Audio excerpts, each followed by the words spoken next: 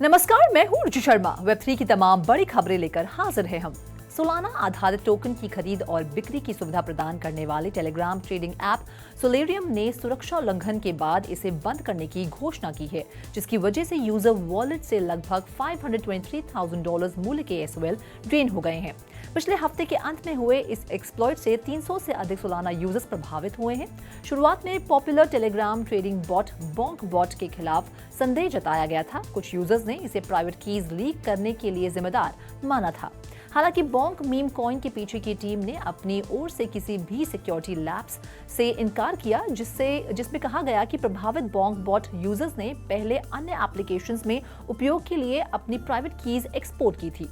सोलेरियम ने बाद में एक ट्वीट प्रतिक्रिया में एक्सप्लॉइट हुए जाने की संभावना को स्वीकार किया। सोलेरियम ने घोषणा की कि वह इस कठिन विकल्प के पीछे प्रेरक शक्तियों के रूप में इनसफिशिएंट फंड्स, उभरते मार्केट ट्रेंड्स और हाल ही में सुरक्षा उल्लंघन सहित कारकों के संयोजन का हवाला देते हुए प्रोजेक्ट को बंद कर देगा। बढ़ते हैं अगली खबर की ओर। पॉपुलर डूडल्स एनएफटी ब्रांड के को-फाउंडर ने कम्युनिटी मेंबर्स के लिए वीकेंड में एक आश्चर्यजनक पूप टोकन जारी किया। इससे उत्साह तो बढ़ा ही, लेकिन साथ ही कुछ विवाद भी, क्योंकि टोटल सप्लाई का एक बड़ा हिस्सा तुरंत स्नाइपर्स द्वारा छीन लिया गया, जिससे ट्रेडर्स पर इनसाइड इंफॉर्मेशन के साथ काम करने का आरोप लगा। पूप टोकन को बेस पर लॉन्च किया गया था, जो कॉइनबेस द्वारा निर्मित एक इथेरियम स्केलिंग नेटवर्क है, जो हाल ही में एक मीम कॉइन ट्रेडिंग हॉटस्पॉट बन गया है। पूप कॉइन का एलोकेशन पास्ट और प्रेजेंट में डूडल स्टेक होल्डर्स को एयर ड्रॉप किया गया था, जिसमें अफिलिएटेड एनएफटीज जैसे कि डूडल्स जेनेसिस बॉक्सेस, डुप्लीकेटर्स और वन ऑफ वन डूडल्स के होल्डर्स शामिल थे। ओरिजिनल डूडल्स और जेनेसिस बॉक्स एनएफटीज के मिंटर्स और वो वॉलेट जिन्होंने कम्युनिटी के on chain treasury doodle bank के मैनेजमेंट में भाग लिया था। बाकी अहम खबरों के लिए करते हैं विशाखा का रुख।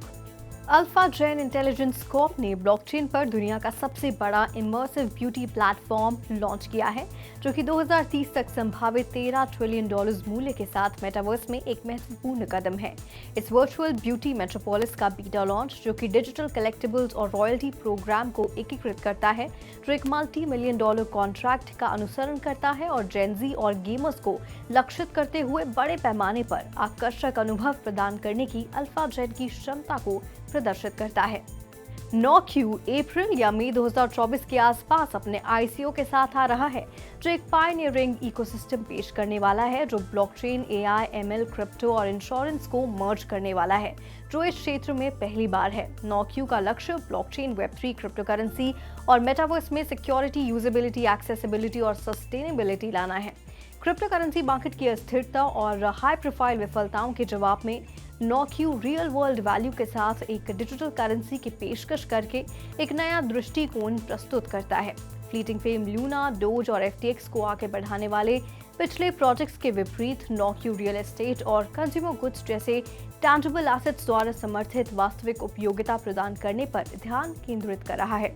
9 की नींव blockchain professionals, financial market experts, AI specialist और ग्लोबल इन्फ्लुएंसर की एक्सपर्टीज पर बनाई गई है। ये इंश्योरेंस क्लेम सेटलमेंट्स, दक्षता और पहुंच बढ़ाने के लिए तैयार पहला AI और ML ड्रिवन ब्लॉकचेन पेश करता है। इसके साथ साथ प्रोजेक्ट ने NOQ लॉन्च किया, जो कि रियल वर्ल्ड एसेट्स पर आधारित एक टोकन है, जो ब्लॉकचेन, क्रिप्टो, मेटावर्स और इंश्योरेंस सर्विसेज में खरीदारी को सक्षम बनाता है। Over to you Roshni.